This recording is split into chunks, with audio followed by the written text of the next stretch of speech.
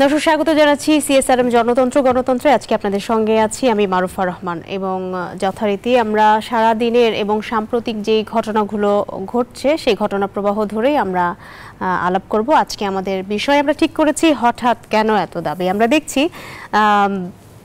15 দিনের 2 সপ্তাহ মতো হয়েছে একটি নতুন অন্তর্বর্তীকালীন সরকার গঠন করা হয়েছে গত 8 আগস্ট এবং তারপর থেকে এ পর্যন্ত আসলে দেশের বিভিন্ন জায়গায় বিভিন্ন স্থানে আমরা বিভিন্ন দাবির হিড়িক দেখছি। রাষ্ট্রীয় যত প্রতিষ্ঠান আছে, অন্যান্য যত সংগঠন আছে, সকলেই বিভিন্ন দাবি নিয়ে আসলে রাজপথে নামছেন। তারা পরিবর্তনের জন্য, সংস্কারের জন্য, বৈষম্যের জন্য। হঠাৎ এত দাবি কেন সেই নিয়ে আসলে এখন বিচার বিশ্লেষণের অনেক দিক থেকে অনেকে অনেক কথা বলছেন যে কোনগুলো সঙ্গত কোনগুলো সঙ্গত নয়। এই নিয়ে বিস্তারিত আলাপ করতে আমরা আজকে দুজন অতিথিকে আমন্ত্রণ জানিয়েছি। আমাদের সঙ্গে আজকে যুক্ত রয়েছেন স্টুডিওতে সুপ্রিম কোর্টের আইনজীবী অ্যাডভোকেট হাসান তারিক চৌধুরী। আপনাকে স্বাগত জানাচ্ছি। দর্শক, আমাদের সঙ্গে আরও একজন যুক্ত হওয়ার কথা রয়েছেন, তিনি খুব শিগগিরই যুক্ত হবেন স্টুডিওতে। তিনি হচ্ছেন জিন আইনের সাধারণ সম্পাদক ডাক্তার শাকওয়াত হোসেন সায়ন্ত। শুরুতেই যেই বিষয়টি নিয়ে আলাপ করতে চাই হাসান তারিক আপনার কাছে, সেটা হচ্ছে আন্দোলনের মুখে আজকে এইচএসসি স্থগিত পরীক্ষা বাতিল করা হলো এবং ফল কিভাবে হবে সেটির সিদ্ধান্ত পরে নেওয়া হবে। শিক্ষার্থীরা আজকে সচিবালয়ে গিয়েছিলেন এবং তাদের দাবির মুখে তাদের দাবিটি আজকে মেনে নেওয়া হলো এবং বলা হলো যে বেশ কিছু বিষয় বলা হলো যে কিভাবে আসলে এই ফলটি হবে। সমন্বয়ের কথা বলা হলো যে আগে এসএসসিতে তারা যেই পরীক্ষাগুলো দিয়েছে সেই সাবজেক্টের সঙ্গে রিলেটেড যে সাবজেক্টগুলো সেগুলোর সাথে একরকম করে মূল্যায়ন করা হবে এবং যেই পরীক্ষাগুলো তারা ইতিমধ্যে দিয়েছে এবার এইচএসসির সেগুলোর ভিত্তিতে নম্বর ভিত্তিতে। বিষয়টি আসলে কেমন হলো এই শিক্ষার্থীদের জন্য? ধন্যবাদ। এবং মারুফা, আপনার মাধ্যমে নিউজ 24 এর দর্শক এবং কলাকুশলী যারা এই অনুষ্ঠানের সঙ্গে জড়িত সবাইকে শুভেচ্ছা জানাচ্ছি। দেখুন, আমরা এত রক্তক্ষয় এবং এত আত্মত্যাগের মধ্য দিয়ে যে বাংলাদেশটা এখন আমরা দেখতে পাচ্ছি, এই বাংলাদেশে আমাদের যে অর্জিত গণতন্ত্রের যে অর্জিত বিজয়, সেই বিজয়কে সুসংহত করার সময় এবং বিজয়ে নম্র হতে হয়। এটাই হলো যারা বিজয়ী হয় বিজয়ীদের ধর্ম। কিন্তু আমরা দেখতে পাচ্ছি যে আমাদের গোটা বাংলাদেশে বিভিন্ন স্তরে বিভিন্ন পর্যায়ে এক ধরনের অস্থিরতা, এক ধরনের আমি বলবো যে এক ধরনের সমন্বয়হীনতা এবং সর্বোপরি দায়িত্বশীলতার যে অভাব সেটি আমরা লক্ষ্য করতে পারছি। এবং সেটি আমরা আমাদের শুধু এইচএসসি পরীক্ষার্থীই নয়, আমরা যদি আমাদের কাঁচা বাজারগুলোর দিকে তাকাই, আমরা যদি আমাদের সড়ক ব্যবস্থাপনার দিকে তাকাই, আমরা যদি আমাদের জনপ্রশাসনের দিকে তাকাই এবং সর্বোপরি আমরা যদি আমাদের আর্থিক প্রতিষ্ঠানগুলো অর্থাৎ ব্যাংক এবং অন্যান্য আর্থিক প্রতিষ্ঠানগুলোর দিকে তাকাই, তাহলে দেখতে পাবো যে সর্বত্রই একটা অনিশ্চয়তা, অস্থিরতা এবং আশঙ্কা। এবং আমরা এক ধরনের ট্রেন্ডসের মধ্যে আমরা প্রবাহিত হচ্ছি এবং আমরা জানি না যে অনেকেই জানতে চায় যে এর পরে কি। অনেকে জানতে চায় যে অন্তর্বর্তীকালীন সরকারটি এখন দায়িত্ব পালন করছে তারা কি কোনো রাজনৈতিক সরকারের হাতে একটা সুষ্ঠু নির্বাচনের মধ্য দিয়ে অতি দ্রুত ক্ষমতা হস্তান্তর করবে কিনা। মানুষ জানতে চায় যে এই সংস্কার প্রক্রিয়া অর্থাৎ একটা গ্রহণযোগ্য নির্বাচনের জন্য যে সংস্কার প্রক্রিয়া সেটি করার জন্য সর্বোচ্চ কত সময় লাগতে পারে। অর্থাৎ এই যে অভ্যুত্থানের মধ্য দিয়ে গঠিত হওয়া অন্তর্বর্তীকালীন সরকার, যেটি এক অর্থে কারো কারো ভাষায় বিপ্লবী সরকার এবং যেটি কিনা আমাদের সংবিধানে এর কোনো প্রভিশনে কিন্তু অন্তর্বর্তীকালীন সরকারের ব্যাপারটি আইনত নেই, কিন্তু এটি হয়েছে জনগণের ইচ্ছায় এবং একটা আন্দোলনের বিজয়ের মধ্য দিয়ে। ফলে একদিকে যেমন একটা সাংবিধানিক একটা ভারসাম্যহীনতার জায়গা রয়েছে, আবার অপরদিকে আমরা দেখতে পাই যে সাধারণ মানুষের, বিশেষ করে তরুণ সমাজের যারা এই আন্দোলনের সামনের সারির যোদ্ধা ছিল, ফ্রন্টলাইন যোদ্ধা ছিল, তাদের একটা বিশাল আকাঙ্ক্ষার জায়গা রয়ে গিয়েছে এবং যে আকাঙ্ক্ষাটা এতটাই আকাশের মতো বিশাল যে এটা এক ধাক্কায় হয়তোবা পূরণ করা এই ব্যবস্থার পক্ষে সম্ভব নয়। তা আমরা দেখতে পাচ্ছি যে এই যে অস্থিরতার ফলটাই কিন্তু এইচএসসি পরীক্ষায় পড়েছে, যেটি আপনি জানতে চেয়েছেন শুরুতেই। এবং শুধু এইচএসসি পরীক্ষা নয়, আমি বলবো যে আমাদের যে অন্যান্য প্রশাসনিক সেক্টর যেগুলো রয়েছে সেখানেও কিন্তু এক ধরনের দাবি দেওয়ার বিষয় উঠে এসেছে। এবং আমরা ইতিপূর্বে প্রত্যেকটি সেক্টরেই মানে গণহারে যে পরিমাণে দাবি তোলা হচ্ছে এবং বলা হচ্ছে যে দাবির হিড়িক, তাহলে মানে এটিকে বলা হচ্ছে, অনেক বিশ্লেষক বলছে যে পতিত স্বৈরাচার এবং ভারতের একটি ষড়যন্ত্র বলে তারা মনে করছেন, যে অন্তর্বর্তী সরকারকে বিব্রত করা বা বেকায়দায় ফেলানো এর আসল উদ্দেশ্য কিনা, কারণ সরকারের সামনে বিপুল কাজ অপেক্ষা করছে। এই মানে এই যে মন্তব্যটি, এটা দেখেন আমি এই মন্তব্যটাকে খুব আমলে নিতে চাই এই কারণে যে এটা তো খুব স্পষ্ট যে গণতান্ত্রিক আন্দোলনের এই বিজয়কে বানচাল করে দেওয়ার একটা চক্রান্ত নানা দিক থেকে আছে এবং বিভিন্ন কায়েমি স্বার্থবাদী মহল যারা গণতন্ত্রের এই বিজয়ে খুশি হতে পারে নাই। আপনাকে একটু থামিয়ে দিয়ে আমি একটু পরিচয় পর্ব আবারও সারতে চাই। দর্শক, আমরা বলেছিলাম যে আমাদের সঙ্গে জি9-এর সাধারণ সম্পাদক ডাক্তার সাখাওয়াত হোসেন সায়ন্ত আমাদের সঙ্গে যোগ দিবে। তিনি ইতিমধ্যে যোগ দিয়েছে, আপনাকে স্বাগত জানাচ্ছি সিএসআরএম জনতন্ত্র গণতন্ত্রে। আমরা আসলে আলাপ করছিলাম আমাদের আজকের যে বিষয় ঠিক করেছি আমরা, যে হঠাৎ কেন এত দাবি, সেটি আসলে বলছিলেন হাসান তারিক। আপনাকে থামিয়ে দিয়েছিলাম। Thank you. আমি আবারও বলতে চাই যে এই যে অস্থিরতার পেছনে যদি কোনো চক্রান্তের হাত থাকে তাতে আমাদের অবাক হওয়ার কিছু থাকবে না, কিন্তু যেটি আমাদের বিবেচনায় নিতে হবে সেটি হলো বিগত 14টি বছর ধরে মানুষ, বিশেষ করে তরুণ সমাজ, যাদের সামনে বিশাল সম্ভাবনাময় ভবিষ্যৎ ছিল, তারা যে পরিমাণ বঞ্চনার শিকার হয়েছে। আমাদের দেশের সাধারণ মানুষ, আমি শুরুতেই কাঁচা বাজারের কথা বলেছি, যারা সাধারণ আয়ের মানুষ, মধ্যম আয়ের মানুষ, নিম্ন আয়ের মানুষ, কাঁচা বাজার তাদের নাগালের বাইরে। তো তারা তো চাইবেই যে দ্রব্যমূল্য একটা স্বাভাবিক পর্যায়ে আসুক। যারা নিরাপত্তাহীনতায় ভুগেছে, যারা শান্তিতে ঘুমাতে পারেনি, তারা তো এখন চাইবে যে শান্তিতে যেন তারা নিরাপদে ঘুমোতে পারে বাসায়। যারা নিরাপদে বাড়ি ফিরতে চেয়েছে, যারা আয়নাঘর চায়নি, তারা তো চাইবে যে আরো একটি আয়নাঘর যেন এই দেশে প্রতিষ্ঠিত না হয়। এই যে চাওয়ার মধ্যে, এই দাবির মধ্যে আমি কোনো দোষ দেখি না, কিন্তু সমস্যাটা হলো মানে এখনই এই যে এত দাবি, সেটি নিয়ে প্রশ্ন উঠেছে। জি, আপনার প্রশ্নের উত্তরে বলি যে আমাদের একটু কি আমরা শান্ত সাখাওয়াতের কাছে যেতে পারি কিনা, তারপরে আবার আসি।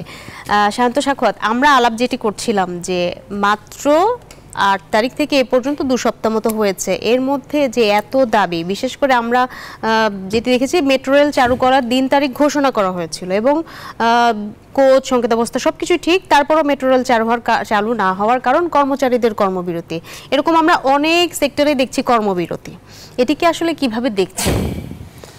আপনাকে ধন্যবাদ এবং আমার সঙ্গে সম্মানিত আলোচক আছেন এবং যারা শুনছেন সবার জন্য শুভেচ্ছা। দাবি এত হওয়াটা খুবই সঙ্গত এবং স্বাভাবিক বিষয়, কারণ হচ্ছে গত 16 বছরে এই সরকার রাষ্ট্রটাকে তাদের দলের পৈতৃক সম্পত্তিতে পরিণত করেছিল, আর তাদের অধীনস্থ যে প্রশাসন, বিভিন্ন সাংবিধানিক প্রতিষ্ঠান থেকে সমস্ত প্রশাসন বাহিনী, বিচার বিভাগ, সব জায়গায়, এমনকি সংবাদ মাধ্যমে তাদের অনুগত তল্পিবাহক, আর কেউ কেউ একদম খাঁটি বাংলা ভাষায় বলে দালাল শ্রেণী তৈরি করেছিল। তাদের বাইরে বিরাট একটা অংশ তাদের পদোন্নতি, সুবিধা, আর্থিক সুবিধা এবং সম্মানজনক জায়গায় না থাকবার জন্য শুধু আমাদের লোক নয়, এটাই যথেষ্ট ছিল। সে আওয়ামী লীগ করে না বা এই সরকারের ফ্যাসিবাদী কাজ কারবারের সমর্থক নয়, এটাই যথেষ্ট কাউকে বঞ্চিত করবার জন্য ছিল। সে যদি অন্য কোনো দল নাও করে, দলও নিরপেক্ষ হয়, কোনো দলই পছন্দ করে না, কোনো দলই করে না, সেটাও আমলে নেওয়া হতো না। আমলে নেওয়া হতো সে আওয়ামী লীগ করে কিনা, এইটা হচ্ছে একটা বিষয়। ফলে আপনি দেখেন 16 বছরে বাংলাদেশের এমন কোনো সেক্টর পাবেন না যেখানে বঞ্চিত হয়। যদিও ব্যক্তিগত কথা খুব বেশি আনা শোভন নয়, তারপরে বলি আমি নিজে একটা মেডিকেল বিশ্ববিদ্যালয়ের শিক্ষক, 17 বছর রানিং সহকারী অধ্যাপক। আপনি বলেন আমার মতো বা আমার থেকে আরও বঞ্চিত ওই এক ইউনিভার্সিটিতে আছে শত শত। তাহলে এইরকম বাংলাদেশের সমস্ত প্রতিষ্ঠান, সমস্ত জায়গায় যে এই হারে যদি চলতে থাকে, তারা এখন তো দাবি করতেই পারে এইটা। আর একটা বিষয় খেয়াল রাখা দরকার যে কিছু কিছু জায়গায় আবার আওয়ামী লীগের যে প্রেতাত্মা এখনো রয়ে গেছে তাদের ইন্ধনে এই সরকারকে বিব্রত করবার জন্য কেউ কেউ আবার বানোয়াট দাবি নিয়ে আগাচ্ছে কিনা সেটা স্ক্রুটিনাইজিং করা দরকার।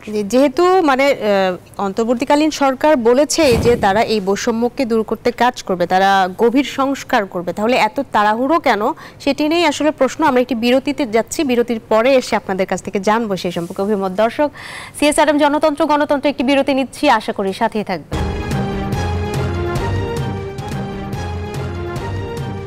দর্শক, বিরতির পরে আবারও স্বাগত জানাচ্ছি CSRM জনতন্ত্র গণতন্ত্রে। আমরা আলাপ করছি মূলত হঠাৎ কেন এত দাবি এই প্রসঙ্গ নিয়ে। অন্তর্বর্তীকালীন সরকার গঠনের পর থেকে আমরা দেখছি বিভিন্ন দাবি নিয়ে আসলে দেশের বিভিন্ন প্রান্তে এবং সবগুলো সেক্টর থেকেই প্রায় মানুষ জড়ো হচ্ছেন, বিশেষ করে প্রধান উপদেষ্টার কাছে তাদের অনেক দাবি।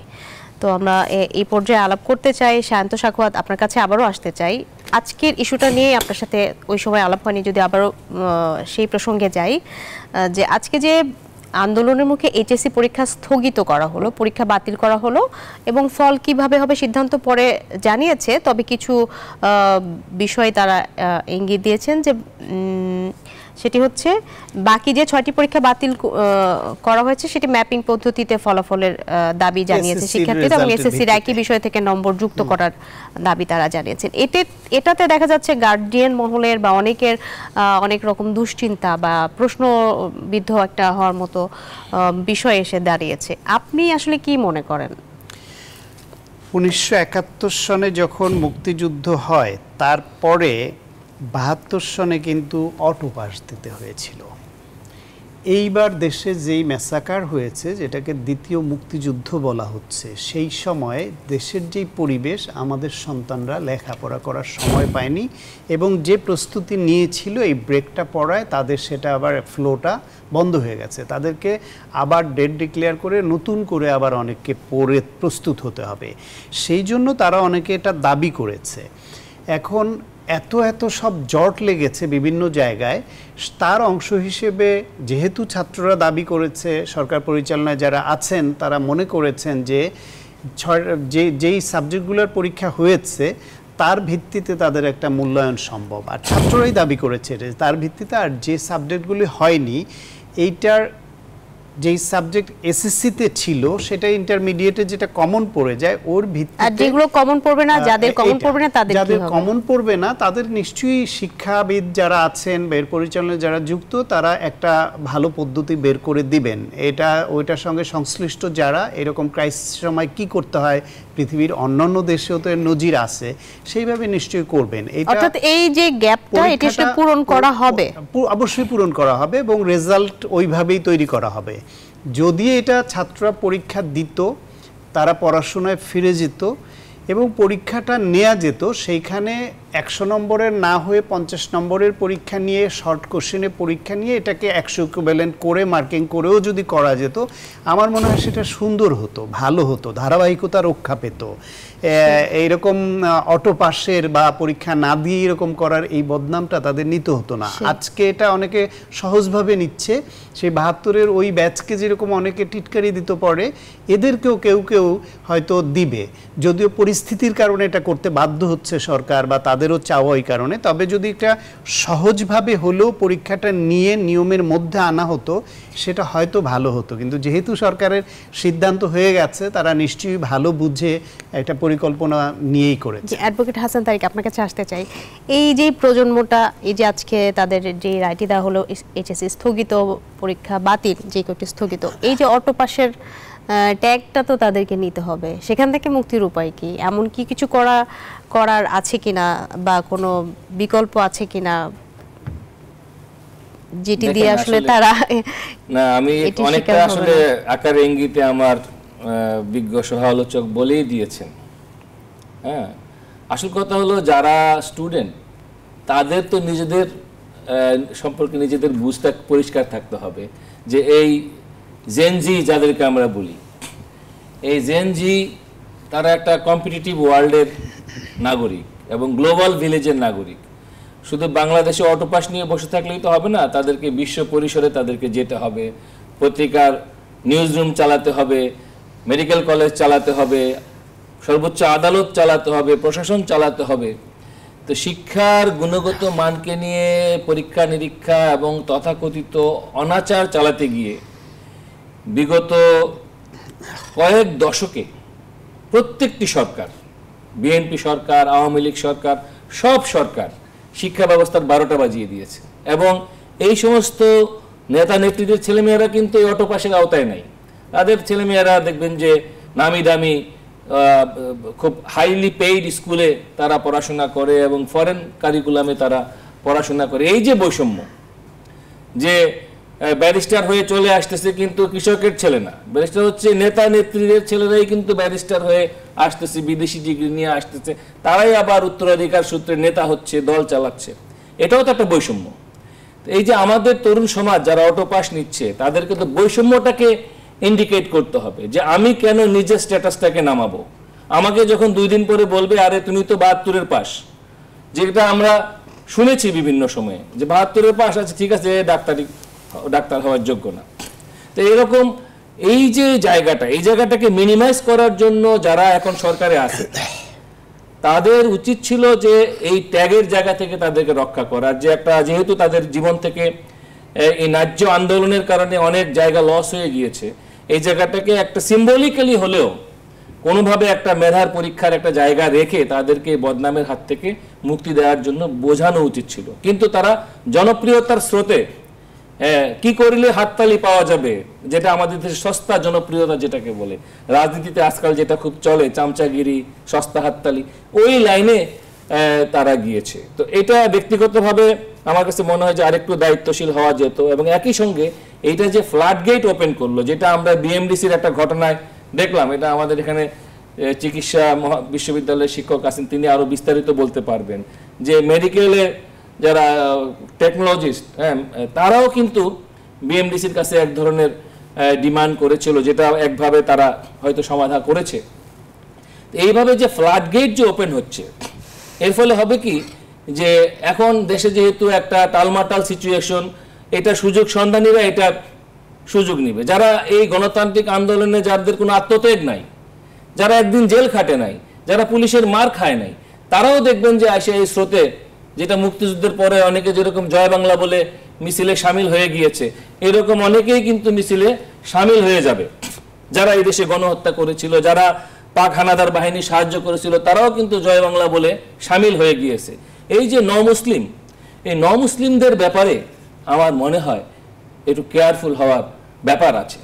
এবং এটা যদি না হয় তাহলে দেখবেন কি, আমি আমাদের সুপ্রিম কোর্টেই দেখি বিগত কয়েক দশকে যারা আওয়ামী লীগ সরকারের আমলে, আমি তাদের দল করি না, কিন্তু আমি নিউট্রাল জায়গা থেকে যাদেরকে দেখেছি বিএনপির একদম সামনের কাতারে ছিল, মার খেয়েছে, কোর্ট প্রাঙ্গণে, সুপ্রিম কোর্ট প্রাঙ্গণে পুলিশ দিয়ে আইনজীবীদেরকে পিটিয়েছে, সেখানে যারা মার খেয়েছে সেই লোকগুলাকে কিন্তু এখন কোনো মূল্যায়ন হচ্ছে না।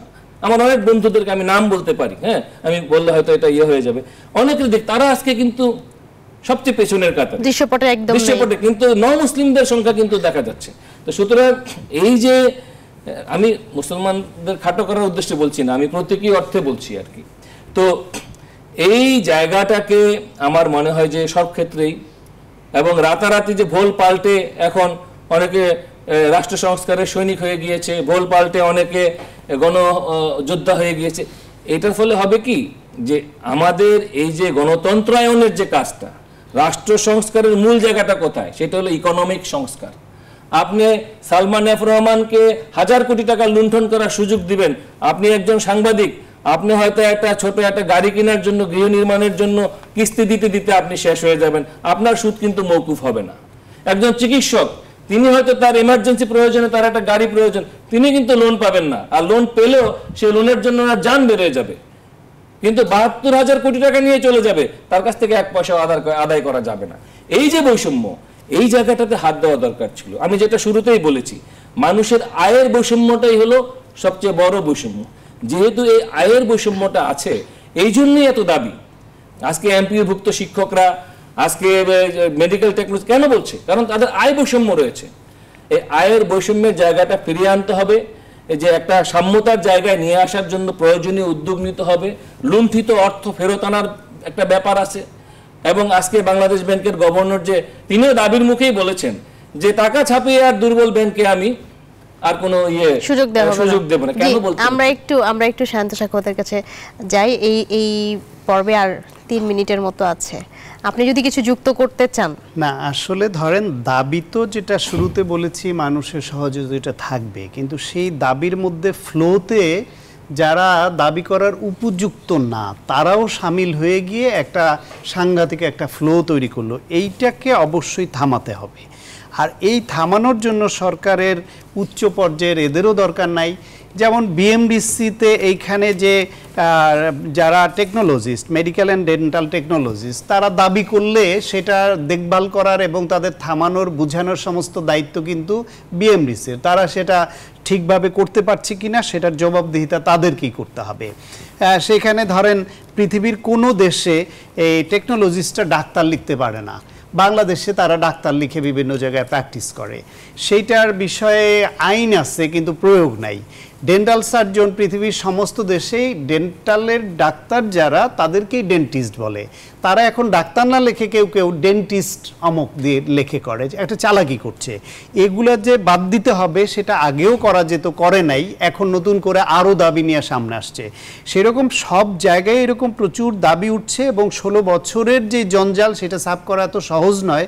বরং এর মধ্য দিয়ে অল্প সময়ের মধ্যে সরকার এত বড় বড় সব পদক্ষেপ নিয়েছে, আমি হাইলি স্যাটিসফাইড এদের উপরে অন্তত। কারণ আপনি এত বছরের জঞ্জাল কতটুকু সরাবে? ইতিমধ্যে স্থানীয় সরকারের আপনার জেলা পরিষদ, উপজেলা, পৌরসভা, সিটি কর্পোরেশনের যেখানে বিনা ভোটের দুর্বৃত্তরা দখল করেছিল তাদের যে সরিয়েছে, এটা কত বড় সাহসী একটা পদক্ষেপ সেটা আপনাকে ভাবতে হবে। তারা সেটা করছে।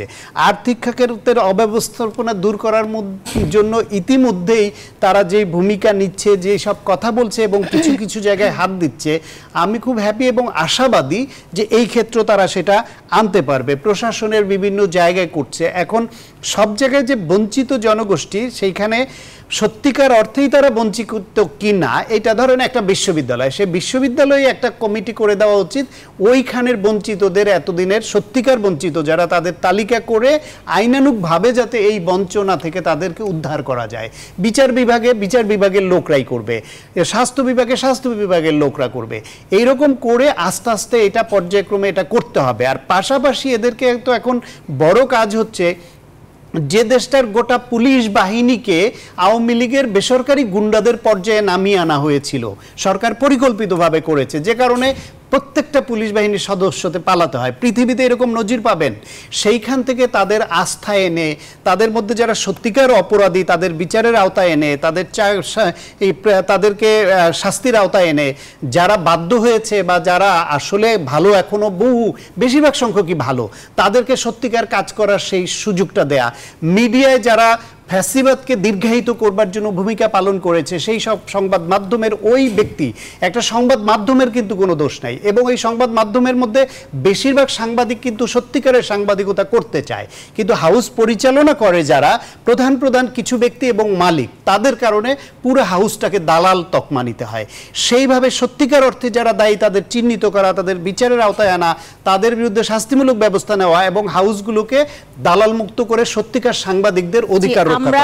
আরো একটা বিষয় আমি বলি, গুরুত্বপূর্ণ যে বিষয়টা এতদিন পর্যন্ত উপেক্ষিত থেকেছে, আমি এর পরের পর্বে বিস্তারিত একটু বলার সুযোগ চাইব, সেটা হলো অবৈধ অস্ত্র। এই যে এইবার যে গণহত্যা চললো, এই গণহত্যার পুলিশের গুলিতে মারা গেছে এটা সত্য, কিন্তু অনেক সংখ্যক নিরীহ মানুষ, ছাত্র মারা গেছে আওয়ামী লীগের অস্ত্রধারী গুন্ডাদের হাতে। এর আগেও কুমিল্লা, চট্টগ্রাম, বিভিন্ন জায়গায়। আমাদের একটি বিরতি নিতেই হবে, আমরা নিশ্চয়ই ফিরে এসে এই বিষয়ে আলাপ করব। দর্শক, সিএসআরএম জনতন্ত্র গণতন্ত্রে আবারও একটি বিরতি নিচ্ছি, আপনারা আশা করি সাথেই থাকবেন।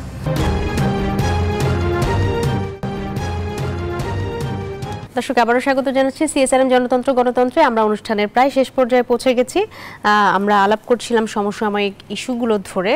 আমরা দেখছি মামলার অনেক হিড়িক। আমরা প্রথমে অ্যাডভোকেট হাসান তারিক চৌধুরী আপনার কাছে আসতে চাই। ছাত্র জনতার অভ্যুত্থানে ক্ষমতা হারানোর পর শেখ হাসিনার বিরুদ্ধে গত 7 দিনে মোট 16টি মামলা হয়েছে এবং তার মধ্যে রয়েছে গণহত্যা, অপহরণ, হত্যা চেষ্টা মামলা ইত্যাদি ইত্যাদি। এবং তথ্য উপদেষ্টা নাহিদ ইসলাম বলেছেন যে দ্রুততম সময়ের মধ্যে বিচারের আওতায় আনার জন্য তাকে দেশে আনার তৎপরতা চালানো হচ্ছে।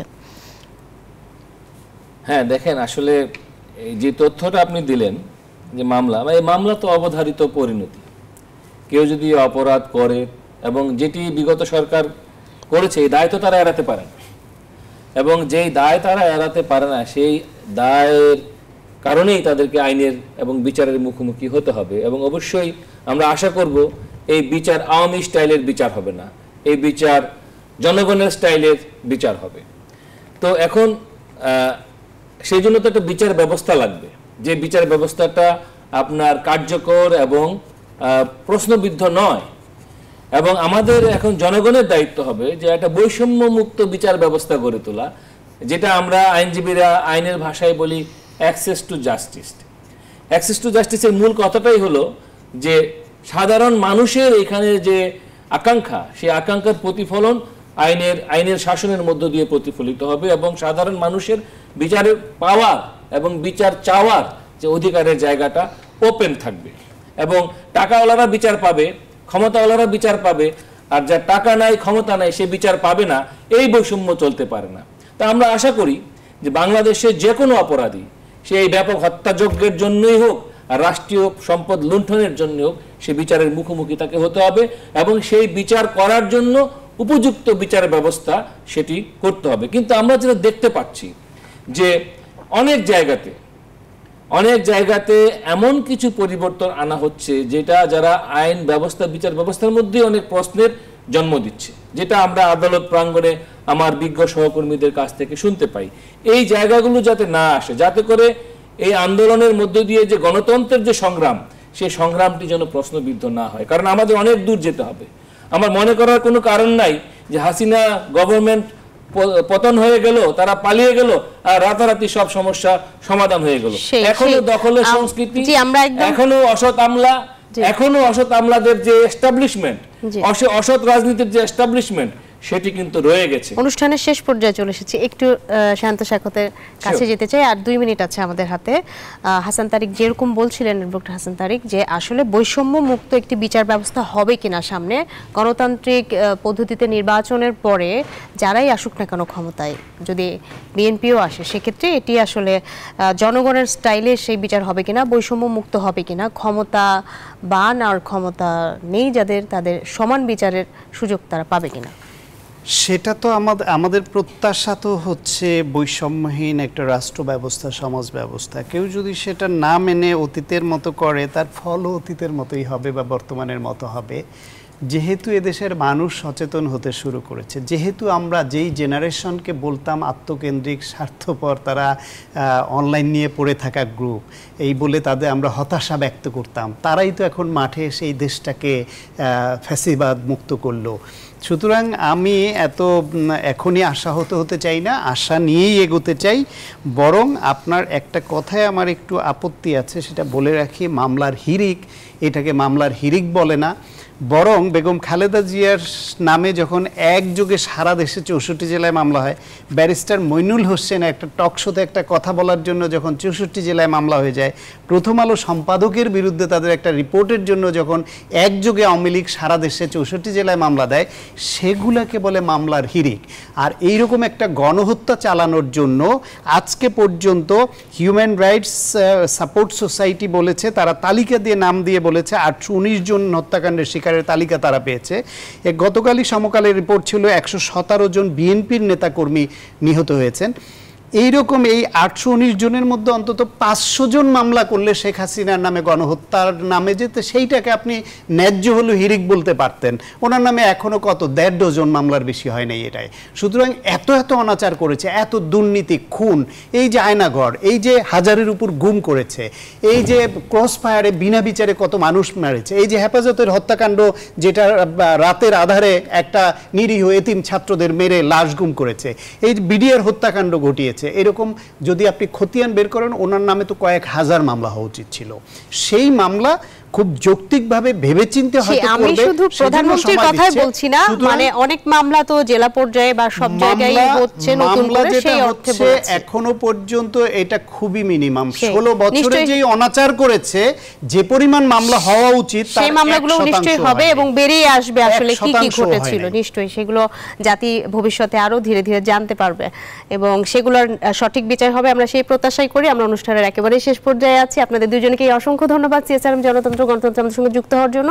দর্শক, ধন্যবাদ এই ছিল আপনাকেও। আজকের মতো সিএচআরএম জনতন্ত্র গণতন্ত্রে আপনাদেরকে সাথে থাকার জন্য অসংখ্য ধন্যবাদ।